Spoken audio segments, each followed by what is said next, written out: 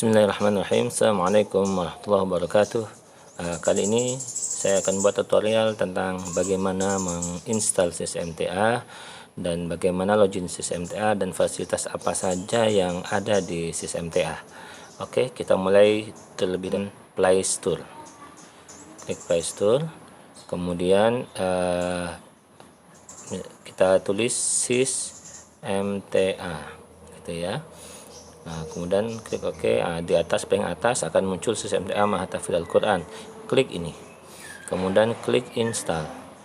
Tunggu sebentar sampai instalasi sukses. Ini berarti sudah sukses.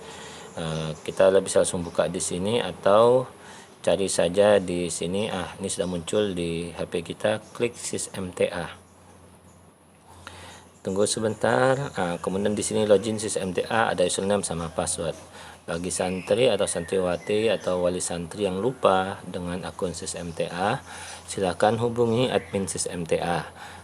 Nomor sudah kami sebar melalui Instagram dan Facebook. Kemudian kita masukkan username. Ini sebagai contoh, saya ambil salah satu anak kami gitu ya. Baik, ini kemudian setelah kita masukkan baru klik masuk. Maka akan masuk. Nah, di bagian bawah itu simpan sandi ke Google. Maksudnya kalau misalnya ingin agar setiap klik tidak perlu masukkan username sama password terus, klik aja simpan. Gitu ya. Maka setiap kali kita akan keluar, kita keluar begini misalnya, cukup klik begini, kita akan langsung masuk ke anak kita. Baik, selanjutnya kita scroll ke yang pertama, yang muncul adalah profil santri. Nis anak, asal, tempat tanggal lahir, nama orang tua, dan seterusnya. Scroll ke bawah.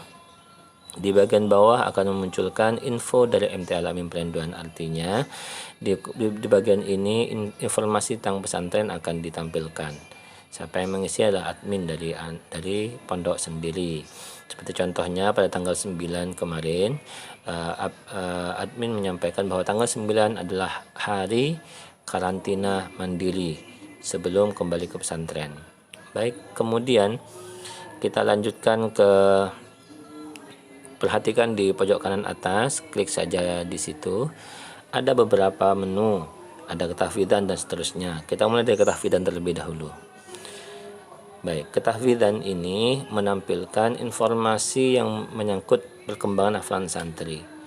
Ananda Wildanur Rahman ini setornya dengan Ustadz Ahmad Habibi Waldil Kutub.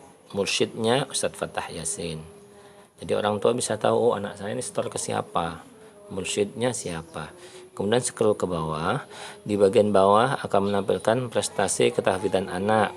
Di sana ada target, ada rolling. Nah, target ini memberikan informasi anak harus mid 1, berapa target yang harus dikejar. Kemudian kalau rolling berapa yang harus dikejar juga, dan seterusnya. Jadi contohnya Ananda Wildan ini mid 1 yang harus dikejar juz 30 harus selesai. Pada mid 2 Ananda harus selesai juz 1. Pada mid 3 juz 2 nya harus selesai, dan pada mid 4 Ananda targetnya juz 7 selesai.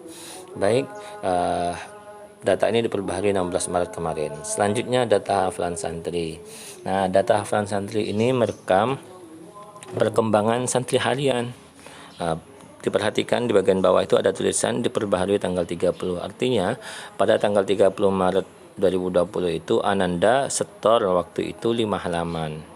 Kemudian hafalan terakhirnya adalah juz 9 halaman ke-20, artinya juz 9 tuntas. Kalau hari aktif, maka biasanya pada setor 1 minggu terakhir ini akan muncul. Artinya selama 1 minggu Ananda Wildan ini berapa nambahnya secara kumulatif ya di sini. Atau kalau misalnya hari itu Ananda ini ghaib misalnya, maka akan muncul di sini juga. Di bagian atas ada jumlah alfa, jumlah izin, dan seterusnya. Kemudian scroll ke bawah. Di bagian bawah akan menampilkan hasil ujian santri. Ananda pada ujian mid 1 lulus. Ucapan ujiannya juz 30 selesai. Kemudian mid 2 sampai juz 3 selesai, lulus juga. Kemudian ujian MIT 3 juz selesai, kemudian ujian MIT 4 itu juz 7 selesai dan semuanya lulus. Jadi pada bagian ini menampilkan informasi ketahfidzan anak. Yang pertama target yang harus dikejar, yang kedua perkembangan hafalan harian santri, dan yang ketiga pencapaian santri pada ujian Al-Quran. Selanjutnya kita lanjut ke menu selanjutnya, keuangan. Pada bagian keuangan, Ananda akan tahu di mana kamarnya. Contohnya ini Al-Yaqdah kamar 3. Dapurnya di mana? Dapurnya di Ustadz Ahmad Habibi Wadil Kutub. Selanjutnya kita scroll ke bawah. Di sini ada iuran pondok. Iuran pondok ini menampilkan bulan apa Ananda terakhir bayar. Saya contohkan yang ini. Ananda bayar pada tanggal 6 Maret. Terakhir dibayar 6 Maret.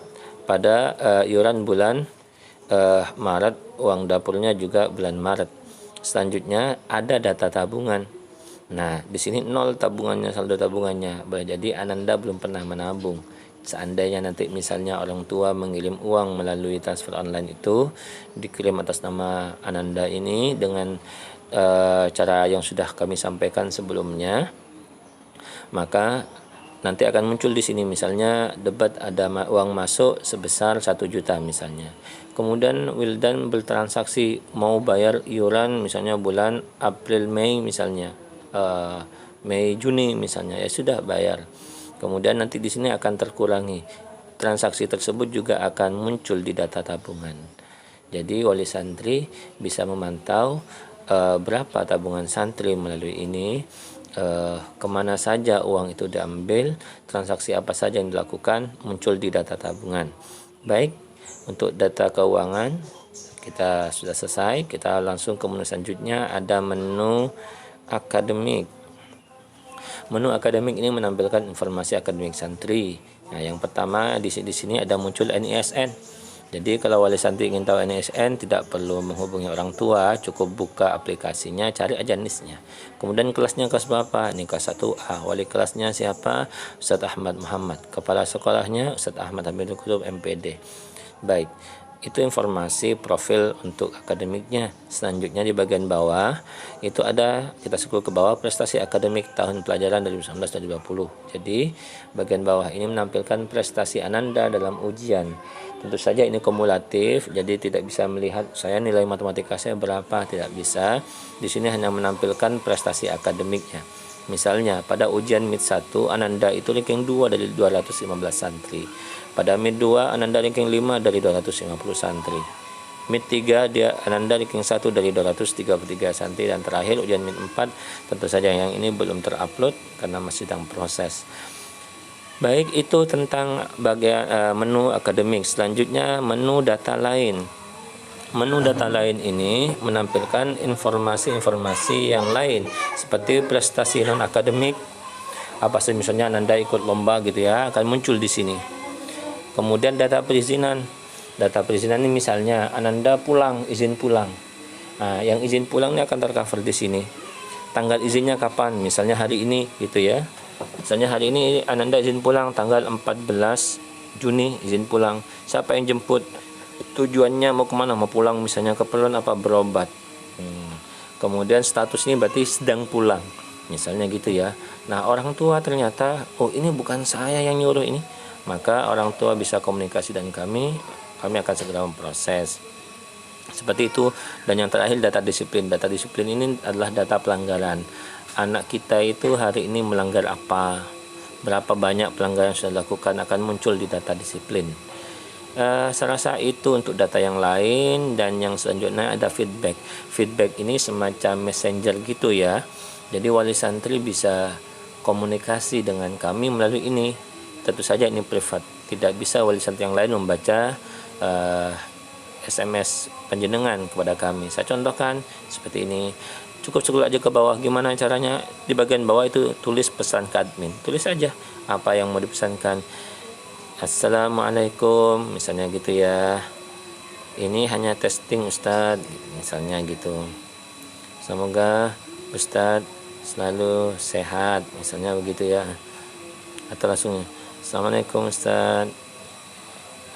Assalamualaikum, semoga Ustadz selalu sehat misalnya. Sudah gitu aja misalnya kirim send. maka akan muncul di sini. Assalamualaikum, semoga selalu sehat. Sudah, nanti admin akan bagaimana akan menjawab atau tidak, itu admin nanti. Selesai itu untuk bagian feedback. Dan yang terakhir adalah akun. Di sini ini wali santri bisa mengubah akun passwordnya, bisa mengubah. Namun saran saya, kalau panjenengan mudah lupa atau tidak begitu paham tentang ini, saran saya jangan diubah akunnya, agar kalau misalnya panjenengan lupa passwordnya, panjenengan masih bisa minta kepada admin SysMTA. Tapi kalau sudah diubah oleh panjenengan, maka admin tidak bisa lagi memberikan bantuan untuk akun panjenengan lagi. Demikian tutorial untuk install SysMTA, login SysMTA, dan fasilitas yang ada di SysMTA. Semoga bermanfaat. Wassalamualaikum warahmatullahi wabarakatuh.